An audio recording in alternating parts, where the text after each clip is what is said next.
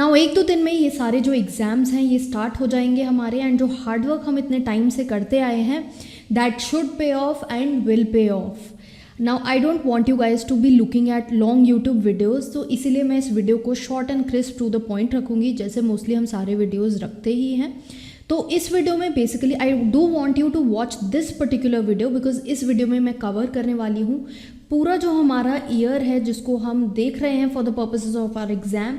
इस पूरे ईयर के जो भी इंपॉर्टेंट टॉपिक्स हैं विच आई वुड वांट कि इनके बारे में आपने ज़रूर पढ़ा हो, और अगर नहीं पढ़ा हो तो अभी ब्रीफ में थोड़ा सा मेरे साथ आप रिवाइज कर लें, साथ साथ ये टॉपिक्स मैं इस वीडियो में कवर करने वाली हूँ। Hi guys, I am Ayushi, your mentor for law entrance exams, and welcome to law digest. Start करते हैं इस वीडियो को। I am hoping this video will help you a lot, and before that only in advance I would like you कि आप इस video को like करें, and अगर अभी तक आपने इस चैनल को सब्सक्राइब नहीं किया है please do the same. Video ख़त्म होने के बाद हमारा इंस्टाग्राम पेज ज़रूर चेकआउट करें और हमको वहाँ फॉलो करें। स्टार्ट करते हैं with the first topic. First important topic is sedition. अब आपने इस साल में देखा है कि कितने केसेस हुए हैं, जैसे दिशा रवि का केस है, विनोद दुआ का केस है। अब ये जो दिशा रवि वाला केस है this is a part of the tool kit case. जो टूल किट आई थी ग्रेटा थनबर्ग की, उसमें दिशा रवि का इन्वॉल्वमेंट बोला गया था, और ये बोला गया था कि उनका दिल्ली वायलेंस में भी इन्वॉल्वमेंट है। However she was granted bail later on. Then Vinod Dua का भी ये बोला गया था कि उन्होंने एक यूट्यूब वीडियो डाला था जहाँ पे उन्होंने बोला था कि पीएम की जो परफॉर्मेंस है during in handling the Covid crisis उसके बारे में उनके कुछ कमेंट्स थे। तो इस रिस्पेक्ट में, इस बैकग्राउंड में आपके लिए सेडिशन का टॉपिक जो है वो आईपीसी से बहुत इंपॉर्टेंट बन जाता है। You need to know sedition is covered under section 124A of the IPC. अब सेडिशन में हमारा क्या कवर होता है? When the person is trying, anyone is trying to excite hatred, contempt, enmity towards the government, bringing feelings of disloyalty towards the government using any words or gestures, तो उसको हम sedition बोलते हैं। एंड ये भी बोला गया है सेडिशन में कि अगर हम क्लियरली बस गवर्नमेंट के जो मेजर्स हैं उनको अगर कंडेम कर रहे हैं तो that will not amount to as sedition. एक जजमेंट है केदारनाथ का, that is the landmark judgement, जहाँ पर कोर्ट ने, सुप्रीम कोर्ट ने ये बोला हुआ है कि that if you criticising the measures of the government that will not amount to as sedition. And इसके साथ साथ आप आर्टिकल 19 ऑफ द कॉन्स्टिट्यूशन भी याद रखेंगे, जहाँ पर हम बात करते हैं हमारा freedom of speech and expression की, जो आर्टिकल 19(1)A में कवर्ड है। बिकॉज यहाँ पर सबका यही कंटेंशन रहा है कि we have the freedom to speech and we can say anything. Then next आते हैं हमारे फार्म बिल्स। ये जो 3 फार्म बिल्स आए हैं ये आपको पता होना चाहिए। इस पे इंडिविजुअल वीडियो ऑलरेडी कवर्ड है, सेडिशन पे भी कवर्ड है। आई होप अगर आप इस चैनल को थॉरली फॉलो करते आए हैं throughout the year then you must not have missed out on these videos. Revise करने के लिए मैं याद दिला देती हूँ, फार्म बिल्स में हमारे 3 बिल्स हैं। मेनली जो पर्पस है फार्म बिल्स का वो ये ही है कि कॉन्ट्रैक्ट फार्मिंग आए, कि farmers directly enter into contract and middleman जो है उनका एलिमिनेशन हो जाए, फर्दर फार्मर्स को गुड प्राइस मिल सके, कि कॉन्ट्रैक्ट में price will already be specified तो उनका एक्सप्लॉयटेशन नहीं होगा, and they will be able to sell at a good price at the price they want. They can fix it with the contractor, and also electronically इन लोगों को register किया जाएगा। Pre determined prices पे trading होएगी farm produce की। सो ये farm bills हैं। अब इसके रिस्पेक्ट में प्रोटेस्ट भी हुआ है, फार्मर्स प्रोटेस्ट, जो वापस से अभी आपने देखा कि स्टार्ट हो गया है। तो प्रोटेस्ट के रिलेशन में आपको पता होना चाहिए कि हमारा जो राइट टू प्रोटेस्ट है, जो हमारे आर्टिकल अगेन 19 में कवर्ड है, तो राइट टू प्रोटेस्ट हमारा फंडामेंटल राइट है या नहीं। कोर्ट की जो जजमेंट आई है वहाँ पर कोर्ट ने ये बोला है कि फंडामेंटल जो ये राइट टू प्रोटेस्ट है हमारा, ये कॉन्स्टिट्यूशनल राइट है, and it should be exercised to the extent कि कोई वायलेंस क्रिएट ना हो। वायलेंस की बात करें तो दिल्ली में जो वायलेंस आया, अब उसके रिस्पेक्ट में भी कुछ चीज़ें इंपॉर्टेंट बन जाती हैं आपके लिए for this exam. Writing, unlawful assembly, ये सेक्शंस जो हैं ये आपके लिए बहुत इंपॉर्टेंट बन जाएंगे for this examination, and criminal conspiracy. Now unlawful assembly में आपको पता ही होगा कि 5 और more people they get together for any unlawful object, जो already section 149 of the IPC में मेंशन्ड है. However you need not remember the section numbers. Please note कि आपको सेक्शन नंबर्स याद रखने की ज़रूरत नहीं है. सेडिशन का आप सेक्शन नंबर याद रख सकते हैं, जैसे राइटिंग, क्रिमिनल कॉन्स्पिरेसी वगैरह के जो सेक्शन नंबर्स हैं वो आप नहीं आपको ज़रूरत नहीं है याद करने की. ये सिर्फ लॉ एंट्रेंस है, जुडिशरी लेवल का या एलएलएम लेवल का एग्जामिनेशन नहीं है, तो एज सच सेक्शन नंबर नहीं पूछे जाते हैं. एक दो पूछे जाते हैं, उसके लिए you need not waste so much of time. और अगर आपने कुछ सेक्शन नंबर जो इंपॉर्टेंट आपको लगे आपने याद कर लिए, then well and good. Then writing में क्या होता है कि अनलॉफुल असेंबली जब आर्म्स यूज़ करती है, मीन्स ऑफ वायलेंस यूज़ करती है, तो उसको राइटिंग कहते हैं. उसी तरह से क्रिमिनल कॉन्स्पिरेसी भी तब होती है व्हेन 2 और more people they agree to do something illegal. So this is all that you need to know from the purposes of your farm bills and इसके background में जो आपको data चाहिए वो ये सब है. Then next is reservation. Reservation बहुत important topic है, because reservation की अगर हम बात करें तो 3-4 चीज़ें आई हैं reservation को लेके.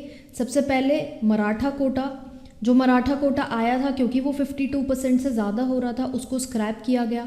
अब ये जो लिमिट है 52% की, ये 50% प्रिस्क्राइब करी गई है in the Indira Sahni judgement. तो ये जजमेंट इम्पॉर्टेंट है. देन इस रिजर्वेशन के रिस्पेक्ट में जो कमीशन इम्पॉर्टेंट बनती है वो है मंडल कमीशन. बीपी मंडल की चेयरमैनशिप में जो कमीशन थी, that was suppose to look into these reservations. And so वो कमिटी कमीशन के पॉइंट ऑफ व्यू से आपके लिए इंपॉर्टेंट क्वेश्चन बन जाता है. Then another thing that happened was 127th constitutional amendment bill. ये बिल आया जहाँ पर ये बोला गया, अब मराठा कोटा वाले केस में कोर्ट ने ये बोला कि प्रेसिडेंट विल डिसाइड कि एससीबीसी की जो लिस्ट है उसमें कौन सी कैटेगरीज, कौन सी क्लासेस फॉलो होंगी, ये प्रेसिडेंट डिसाइड करेगा. तो स्टेट की पावर जो है वो डाइल्यूट कर दी गई कि स्टेट ये डिसाइड नहीं कर सकती है. हाउएवर अब इस जजमेंट के चलते 127th कॉन्स्टिट्यूशनल बिल आया है जहाँ पर ये बोला गया है कि स्टेट कैन डिसाइड. ये सब मैंने ऑलरेडी इंस्टाग्राम पर डाला हुआ है, just in case you missed out. Then Haryana में भी रिजर्वेशन का आया था कि 75% ऑफ प्राइवेट जॉब्स जो हैं वो हरियाणा लोकल्स के लिए रिजर्व की जाएंगी. Then another thing with respect to reservation is the B K Pavitra case, जहाँ पर ये बोला गया कि जो बी के पवित्रा 1 का केस था उसको ओवर रूल किया गया एंड जो रिजर्वेशन एक्ट आया था उसको वैलिड माना गया. एंड ये बोला गया कि करेक्टिव लेजिस्लेशन जो है वो हम पास कर सकते हैं. अर्लियर कॉन्सिक्वेंशियल सीनियरिटी के बेसिस पे अलाउड नहीं था promotion, but then B K Pavitra case ने उसको ओवर रूल कर दिया. Then next we are looking at the appointment of जजेस. अपॉइंटमेंट ऑफ जजेस की बात करें, एक तो हमारे न्यू CJI आ गए हैं. New CJI is NV Ramana. Then further 9 more judges have been appointed to the Supreme Court. Now out of these 9, 3 are women and it is the first time कि Supreme Court में इस वक्त 4 women judges are there. सबके नाम आपको पता होने चाहिए. Then further जो total maximum strength हमारी allowed होती है Supreme Court में वो इतनी है. अब इसमें से जो Supreme Court है, it is functioning at its strength of 33 judges. So this is all you should know. Instagram पे भी ये सब डाला हुआ है चीज़ें. आई होप आप फॉलो करते आए हैं उन सब चीज़ों को. देन अपॉइंटमेंट ऑफ जजेस की बात करें, देन बैकग्राउंड में आपको ये पता होना चाहिए अपॉइंटमेंट ऑफ जजेस is dealt under article 124.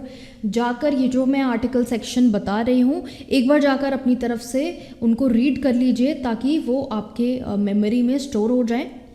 Further new education policy 2020 came this year. अब ये जो न्यू एजुकेशन पॉलिसी है इसके ऊपर भी फुल डिस्कशन हो चुका है कि क्या क्या प्रोविजंस हैं इस पॉलिसी के. एंड इस एजुकेशन इसके रिस्पेक्ट में यू कैन नोट डाउन कि एजुकेशन मिनिस्टर कौन है, मिनिस्ट्री ऑफ HRD को हेड कौन कर रहा है. Mention the same in the comment box if you can remember right now. Further जो PM केयर्स फंड है जो कोविड के टाइम पे इस्टेब्लिश हुआ है, PM केयर्स फंड को लेके भी काफ़ी डिस्प्यूट और डिस्पैरिटी रही. एंड ये बोला गया, एक पिटिशन फाइल हुई कि PM केयर्स फंड को स्टेट डिक्लेयर किया जाए. अब स्टेट हमारा कवर होता है अंडर आर्टिकल 12. अब स्टेट क्या क्या होता है under article 12? State government, central government, government की अंडरटेकिंग्स, एजेंसीज, इंस्ट्रूमेंटैलिटीज़, ये सारी चीज़ें हमारी स्टेट की डेफिनेशन में फॉल करती हैं. देन नेक्स्ट काफ़ी सारे बिल्स हमारे पास हुए, Assam cattle preservation bill, airport economic regulatory authority bill, IBC में amendment, tribunal reforms bill. Tribunal reform bill में हुआ कि कुछ ट्राइब्यूनल्स हैं जो अबॉलिश कर दी गए एंड उनकी पावर एग्जिस्टिंग जुडिशियल अथॉरिटीज़ को दे दी गई। In some cases high court is the authority, ताकि स्पीडी रेजोल्यूशन ऑफ डिस्प्यूट्स हो सके। तो बिल ऑर्डिनेंस आपको पता होना चाहिए as per the constitution of India. Money bill क्या है, फाइनेंशियल बिल क्या है, आर्टिकल 110 पढ़ लीजिए जाके, ऑर्डिनेंस पढ़ लीजिए 213 एंड 123 पढ़ लीजिए। प्रेसिडेंट की पावर होती है टू प्रोमलगेट ऑर्डिनेंस जब पार्लियामेंट सेशन में नहीं होता है। देन नेक्स्ट आते हैं मॉडल लाइव स्ट्रीमिंग और रिकॉर्डिंग प्रोसीडिंग के रूल्स पे। Draft model rules for recording of proceedings were released by the E committee of supreme court. अब लाइव स्ट्रीमिंग ऑफ प्रोसीडिंग्स के ऊपर एक पहले केस लॉ आ चुका है स्वप्निल त्रिपाठी का।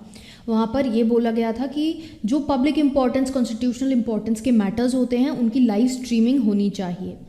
Then West Bengal passed a resolution for creation of legislative council, जो हमारा आर्टिकल 169 में गिवन है। आर्टिकल 169 कहता है कि अबॉलिशन भी हो सकता है, क्रिएशन भी हो सकता है, एंड इसके लिए रेजोल्यूशन पास होगा in the legislative assembly and वो अप्रूव किया जाना चाहिए बाय स्पेशल मेजॉरिटी। तो ये इंपॉर्टेंट है। लास्ट ईयर जैसे आंध्र प्रदेश के रिस्पेक्ट में लेजिस्लेटिव काउंसिल को अबॉलिश करा गया, तो all this information you should know. Then government of NCT of Delhi amendment act जो आया 2021 में, जहाँ पर एलजी को पावर्स दे दी गई। ये बोला गया कि जहाँ पर भी टर्म गवर्नमेंट यूज़ हो रहा है एक्ट में, that will imply as LG, and को डिस्क्रिशनरी पावर दी गई कि जहाँ पर लेजिस्लेटिव असेंबली लॉज बना सकती है वहाँ पर governor, lieutenant governor can make laws. Then vehicle scrappage policy आई। अब यहाँ पर इस स्क्रैपेज पॉलिसी में ये बोला गया कि जो व्हीकल्स बहुत पुराने हो गए हैं एंड बहुत ज़्यादा पोल्यूटेंट हैं उनको हटाया जाएगा, एंड ऑल्सो जो बहुत पुराने व्हीकल्स हैं उनको टोटली इसलिए भी हटाया जाएगा ताकि ऑटोमोबाइल सेक्टर की ग्रोथ हो सके, नई एम्प्लॉयमेंट जनरेट हो सके। So there was this whole policy that came. Then copyright amendment rules 2021 have been notified, जहाँ पर ये बोला गया कि पब्लिकेशन ऑफ कॉपीराइट जर्नल जो है उससे we can do away with, and उसको ऑफिशियल गजेट में पब्लिश करने की ऐसा ज़रूरत नहीं है। And also distribution of royalty के रिस्पेक्ट में भी बोला गया। तो आपको पेटेंट रूल्स भी साथ साथ आए हैं। आपको कॉपीराइट एंड पेटेंट्स, ट्रेडमार्क्स, ये सब क्लियर होने चाहिए कि ये क्या क्या है। कॉपीराइट जैसे आपको पता है literary, dramatic, music, artistic, cinematographic, dramatic films, ये सब कॉपीराइट वर्क है। पेटेंट जो है वो एक इन्वेंशन है। तो अगर एक क्वेश्चन आर्टिकल है कि अगर कोई इन्वेंशन है फॉर साउंड रिकॉर्डिंग, कोई प्रोसेस है for sound recording, that will be considered to as patent. And trademark है, ट्रेडमार्क हमारा लोगो है, जैसे मैकडॉनल्ड्स है तो उनका जो ये गोल्डन एम है that is their trademark. Then industrial design है, जोग्राफिकल इंडिकेशंस है। एक बार बेसिक आपको इन सब का पता होना चाहिए, सबके टर्म कितने टर्म के लिए होता है ये पता होना चाहिए। Then medical termination of pregnancy bill भी पास हुआ, जहाँ पर बोला गया कि जो टाइम है वो 20 से 24 वीक्स कर दिया जाएगा फॉर टर्मिनेशन ऑफ प्रेगनेंसी। यहाँ पर एक मेडिकल प्रैक्टिशनर के अप्रूवल की ज़रूरत है, यहाँ पर 2 की ज़रूरत है अगर 24 वीक्स में टर्मिनेट करना है। एंड स्पेशल केसेस को भी इम्पोर्टेंस दी गई, जो रेप सर्वाइवर्स हैं या अदर वल्नरेबल वुमेन हैं उनके रिस्पेक्ट में भी जो जेस्टेशन पीरियड है उसको बढ़ाया जाएगा, उन्हें स्पेशल कैटेगरी में ट्रीट किया जाएगा। देन आईटी रूल्स आए, जहाँ पर social media and intermediary guidelines जो हमारी आई वो भी मैंने कवर करी थी in detail on my Instagram. तो इस अमेंडमेंट के थ्रू मतलब ये बोला गया बेसिकली यहाँ पर पहली बात तो कि अगर आप कोई प्रमोशन वगैरह कर रहे हैं so that is required to be mention. काफ़ी सारे हमारे यहाँ रूल्स आए। देन यहाँ पे फर्दर ये भी आया कि ओरिजिनेटर व्हाट्सएप और फेसबुक को ये बोला गया कि ओरिजिन जो है डेटा का कहाँ से हुआ है वो मांगा जा सकता है, कहाँ से डेटा आ रहा है, किसी ने कोई पोस्ट किया सोशल मीडिया पे तो वो उसका ओरिजिन कहाँ से है। तो इसके रिस्पेक्ट में फिर दोबारा से राइट टू प्राइवेसी की जो डिबेट है वो शुरू हो गई। राइट टू प्राइवेसी हमारा आर्टिकल 21 में आएगा। एंड KS पुट्टास्वामी की जजमेंट में पहले हमारा आर्टिकल 21 और ये right to privacy already discuss हो चुका है। ये बोला गया है कि राइट टू प्राइवेसी जो है हमारा फंडामेंटल राइट है। इसके साथ साथ पर्सनल डेटा प्रोटेक्शन बिल के ऊपर भी डिबेट चल रहा है। तो ये सारी चीज़ें बैकग्राउंड में आपको ध्यान रखनी है। Then amendment, arbitration and conciliation amendment bill, although arbitration act पूछा नहीं जाता है, बट इसके रिस्पेक्ट में बेसिकली ये बोला गया कि जो आर्बिट्रल अवार्ड होता है, जैसे कोर्ट की जजमेंट होती है ऐसे आर्बिट्रेशन में अवार्ड होता है, तो वो अवार्ड अगर आया है थ्रू एन अग्रीमेंट जो ऑन फ्रॉड के बेसिस पे साइन हुआ है या फ्रॉड में एंटर करके वो अग्रीमेंट आया है, तो उन केसेस में अनकंडीशनल स्टे दिया जाए पार्टीज़ को। फ्रॉड, करप्शन, फ्रॉड की आप डेफिनेशन जो है जो हमारे कॉन्ट्रैक्ट एक्ट में गिवन है ये देख सकते हैं। जो हमारे कॉन्ट्रैक्ट एक्ट में ये बोला गया है फ्री कंसेंट से अग्रीमेंट होना चाहिए, एंड कौन से अग्रीमेंट फ्री कंसेंट से नहीं होंगे, जो कोअर्जन में है, अनड्यू इन्फ्लुएंस में है, फ्रॉड, मिस्टेक, मिसरिप्रेजेंटेशन, तो ये सारे अग्रीमेंट्स जो हैं वो फ्री कंसेंट के नहीं होते हैं, एंड ये मोस्टली सब वॉइडेबल होते हैं एक्सेप्ट मिस्टेक। अगर मिस्टेक दोनों पार्टीज़ की है as to matter of fact, then that is considered to be as a void agreement. Then emergency rule जो है वो लगा in Pondicherry। अब इमरजेंसी के प्रोविजंस आपको पता होना चाहिए। आर्टिकल 356 जो हमारे स्टेट इमरजेंसी की बात करता है, इसके अलावा 352 national emergency and 360 financial emergency, ये भी आपको पता होना चाहिए। इमरजेंसी के सारे प्रोविजंस पढ़ लीजिए कि इमरजेंसी कब लगती है। स्टेट इमरजेंसी लगेगी जब कॉन्स्टिट्यूशनल मशीनरी फेल हो जाएगी टू फंक्शन।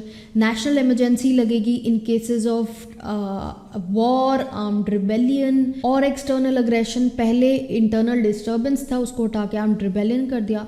एंड इमरजेंसी का जो ड्यूरेशन है ये आपको पता करना है। Then Jammu and Kashmir reorganisation amendment bill आया।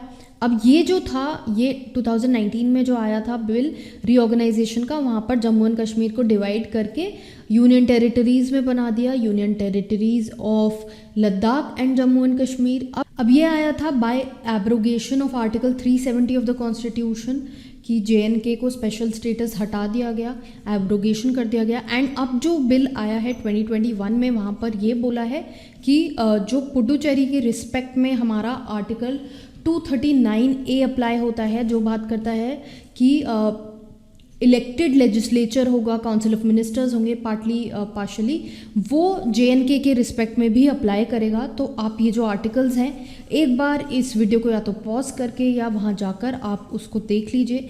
साथ साथ वीडियो को पॉज करके भी आप देखते रहिए ताकि आपका रिविज़न जो है वो साथ साथ होता रहे। देन नेक्स्ट आता है असम कैबिनेट ने रिसेंटली बिल अप्रूव किया कि जो बोडो लैंग्वेज है उसको ऑफिशियल लैंग्वेजेस में डाला जाए। तो हमारा शेड्यूल 8 जो है कॉन्स्टिट्यूशन का वो बात करता है ऑफ लैंग्वेजेस, तो शेड्यूल 8 आपको पता होना चाहिए। बाकी शेड्यूल्स भी आपको पता होना चाहिए। टीयर्स ऑफ ओल्ड PM एक पुराना ट्रिक जो मैं बता चुकी हूँ आपको, बहुत पुराना ट्रिक है, सभी यूज़ करते हैं। सो इन टोटल 12 शेड्यूल्स हैं कॉन्स्टिट्यूशन में, वो 12 शेड्यूल्स आपको पता होने चाहिए कि कौन सा शेड्यूल किस रिस्पेक्ट में बात करता है। देन एक और इम्पॉर्टेंट इशू आता है पेगासस केस का। पेगासस केस आपने देखा ही होगा, इस पर भी वीडियो मैंने बनाई थी जहाँ पर ये हमने बात करी थी कि गवर्नमेंट जो है वो स्नूपिंग एक्टिविटीज़ कर रही है। ऐसा एलेज किया गया है कि पेगासस जो सॉफ्टवेयर है it can get into your particular device and it can see the data. तो ये बोला गया था कि एक्टिविस्ट, लॉयर्स, सब इन लोगों के फ़ोन्स में ये डाला गया एंड वहाँ से डेटा स्नूपिंग हुई। तो इसके रिस्पेक्ट में पिटिशन हुई। यहाँ पे फिर से right to privacy, breach of privacy का इशू जो है वो अराइज होता है। फर्दर कुछ IT एक्ट के सेक्शंस जो हैं वो हमारे इंपॉर्टेंट हो जाते हैं। यहाँ पे IT एक्ट की बात करें तो सेक्शन 66 यहाँ बहुत इंपॉर्टेंट है। 66A के रिस्पेक्ट में भी अभी इस साल काफ़ी इश्यूज आए कि 66A में अभी भी FIR फाइल हो रही है, जबकि ये स्क्रैप हो गया है by the judgement of Shreya Singhal. अब इस 66A में ये बोला गया था कि कोई भी चीज़ अगर ऑफेंसिव होती है तो इंसान को पनिश किया जाएगा। अब ऑफेंसिव की क्योंकि क्लियर डेफिनेशन नहीं थी, इसलिए ये जजमेंट आया and this section was removed कि मिसयूज़ होने के चांसेस हैं। Then from the point of view of Pegasus case section 66B becomes important, जो बोलता है कि अगर कोई स्टोलन डेटा जो है, जो स्टोलन कंप्यूटर रिसोर्स या डिवाइस से कुछ इन्फॉर्मेशन एक्सट्रैक्ट करी जा रही है and we know that it is stolen, वो पनिशेबल है under 66B। Further IT act की बात करें तो 67A 67B दोनों इंपॉर्टेंट हैं, जो हमारे पोर्नोग्राफी के केसेस से डील करते हैं, जैसा कि राजकुंद्रा का जो केस हुआ अभी, जहाँ पर बोला गया है कि even storing of pornographic data is punishable. ये भी मैं, ये सारे सेक्शंस में इंडिविजुअली वीडियोज़ में कवर कर चुकी हूँ, so you can recall those videos. Further women in army, Babita Punia का केस आया जहाँ पे बोला गया कि विमेन को भी आर्मी में इंक्लूड किया जाएगा and they can also be a part of it. तो आर्टिकल 14 राइट टू इक्वालिटी हमारा इंपॉर्टेंट हो जाता है इस रिस्पेक्ट में। आर्टिकल 14 हमारा बात करता है equal protection of laws and equality before law, ये दो कॉन्सेप्ट्स हैं हमारे आर्टिकल 14 के। देन पॉक्सो का केस आता है, जो अभी पॉक्सो के रिलेशन में भी ये पोर्नोग्राफी एक इम्पॉर्टेंट इशू हो गया। देन एक जजमेंट आया था जहाँ पर बोला गया था स्किन टू स्किन कॉन्टैक्ट अगर नहीं होगा तो सेक्सुअल हरासमेंट नहीं कंसिडर किया जाएगा। अब इसके रिस्पेक्ट में सेक्शन 354 आपको पता होना चाहिए, A to D सेक्शन 354 आपको पता होना चाहिए सेक्सुअल हरासमेंट क्या है। ये भी मैंने कवर किया हुआ है इंस्टाग्राम पे in fact. Then moving further, India का जो मेंबरशिप है at the UNSC that is United Nation Security Council में 2 ईयर का as a non permanent member term India का आ चुका है। अब ये जो सिक्योरिटी काउंसिल है ये आपको पता होना चाहिए, UN का पार्ट है, इम्पॉर्टेंट है कि सिक्योरिटी काउंसिल में कितने परमानेंट मेंबर्स होते हैं, कौन परमानेंट मेंबर्स हैं, 5 हमारे परमानेंट मेंबर्स हैं, जो ऑफिशियल लैंग्वेजेस हैं ये पता होनी चाहिए, सिक्योरिटी काउंसिल के क्या फंक्शंस हैं ये पता होना चाहिए। फर्दर अडल्ट्री की बात करें तो आर्मी के रिलेशन में बोला गया कि आर्मी पर्सनल्स के रिलेशन में अगर अडल्ट्री को डीक्रिमिनलाइज कर दिया जाएगा then it will lead to a lot of chaos, because 497 section जो है हमारा IPC का, जो बोला गया है कि अडल्ट्री अब क्रिमिनल एक्ट नहीं है as per the Josephine Shine judgement, but it was set कि ये जोसेफिन शाइन जजमेंट फिर से हमारा इन क्वेश्चन आ गया है, बिकॉज ये बोला गया है कि आर्मी पर्सनल के रिस्पेक्ट में अडल्ट्री को डिक्रिमिनलाइज नहीं किया जाना चाहिए। However adultery is still a ground of divorce under family law. Then बात करते हैं इलेक्शंस बहुत इंपॉर्टेंट है। इलेक्शंस के रिस्पेक्ट में CM के रिस्पेक्ट में जो आर्टिकल्स हैं एंड इलेक्शंस के रिस्पेक्ट में जो प्रोविजंस हैं वो पढ़ लेना एक बार। CM का अपॉइंटमेंट कैसे होता है, ओथ, रिमूवल, ये सब चीज़ें आपको पता होनी चाहिए। काफ़ी इलेक्शंस अलग अलग स्टेट्स में हुए हैं तो it can be an important topic. Then live in relationship की बात करें, लिव इन रिलेशनशिप पे कुछ जजमेंट्स आए। पहले कुछ जजमेंट्स ने ये भी बोला कि लिव इन रिलेशनशिप जो है they are not moral and they are not acceptable in the society. Then further एक और जजमेंट आया जहाँ पर पंजाब हरियाणा हाई कोर्ट के कन्फ्लिक्टिंग जजमेंट्स थे। फिर एक जजमेंट आया कि प्रोटेक्शन जो है वो लिव इन रिलेशनशिप कपल्स को दी जाएगी अंडर आर्टिकल 21, बिकॉज ये उनका राइट टू लाइफ है, they have the right to live, they want to live, they have the right to choose their partner. Hadiya case एक लैंडमार्क जजमेंट पहले इस case में रह चुका है जहाँ पे चॉइस ऑफ पार्टनर की बात हो रही है। अब चॉइस ऑफ पार्टनर की एक बात कर रहे हैं तो एक और इम्पॉर्टेंट इशू आता है कन्वर्जन का। जो कन्वर्जन बिल्स आए हैं यूपी में, MP में, अब यहाँ पर ये था कि कन्वर्जन ऑफ इस्लाम जिसको लव जिहाद बोला जाता है कि अगर कन्वर्ट किया जा रहा है तो these things have been made punishable कि for the purpose of marriage और कुछ और पर्पसेस के लिए अगर कन्वर्जन किया जा रहा है किसी के रिलीजन का तो वो पनिशेबल है। Now conversion you can look at it from the family law aspect point of view कि कन्वर्जन जो है वो एक ग्राउंड ऑफ डिवोर्स भी बन जाता है। अगर बंदा हिंदू नहीं रहा तो ऑब्वियसली उसको हिंदू मैरिज एक्ट नहीं अप्लाई होगा, वो कन्वर्ट हो गया है। So that is an important topic. Then disability के रिस्पेक्ट में कुछ जजमेंट्स आए हैं कि जो लोग डिसेबल्ड हैं उनको स्क्राइब की फैसिलिटी दी जानी चाहिए। Then further disability in hand की भी यहाँ पर बात हो रही है। देन हार्ट एलिमेंट का एक जजमेंट आया कि हार्ट एलिमेंट जो है वो एक डिसेबिलिटी नहीं माना जाएगा, it is an element and not disability. And also ये भी बोला गया शेड्यूल कास्ट और शेड्यूल ट्राइब्स को जो रिजर्वेशन मिलेगा वो डिसेबल्ड को भी अप्लाई होगा। They are entitled to the same reliefs as schedule caste and schedule tribe. Then vehicles, अगर आप व्हीकल में अकेले जा रहे हो that will be considered to be a public place, mask पहनना अकेले में भी ज़रूरी है। Then finally we talking about Central Vista project, जो हमारा जो पार्लियामेंट है उसका पूरा कंस्ट्रक्शन वापस से हो रहा है, तो सेंट्रल विस्टा प्रोजेक्ट बहुत बड़ा इशू रहा है इस साल में एंड काफ़ी पिटिशंस वगैरह फाइल हुई इसके अगेंस्ट। अब ये कोर्ट ने ये बोला कि ये जुडिशल रिव्यू को सब्जेक्ट नहीं होता है। जुडिशल रिव्यू का कॉन्सेप्ट आपको याद रखना है यहाँ पे। Judicial review is a process जहाँ पर कोर्ट जो है वो इंटरप्रेट करता है, रिव्यू करता है of the actions that taken by the legislative and executive. तो कोई लॉ आया है या कोई ऑर्डर आया है, कोई एडमिनिस्ट्रेटिव बॉडी ने कोई रूलिंग दी है, तो उन सभी चीज़ों को कोर्ट यहाँ पर रिव्यू कर सकता है, उसको हम जुडिशल रिव्यू कहते हैं। जुडिशल रिव्यू बेसिक स्ट्रक्चर का पार्ट माना जाता है। इंदिरा गांधी वर्सेस राजनारायण का जजमेंट है जहाँ पर ये बोला गया है कि judicial review is a part of basic structure. And judicial review हमने अडॉप्ट कहाँ से किया है, बोरो कहाँ से किया है, ये कमेंट सेक्शन में बताइए। ये बोरोइंग्स के बारे में भी आपको पता होना चाहिए कि कॉन्स्टिट्यूशन का कौन सा फीचर हमने कहाँ से बोरो किया है।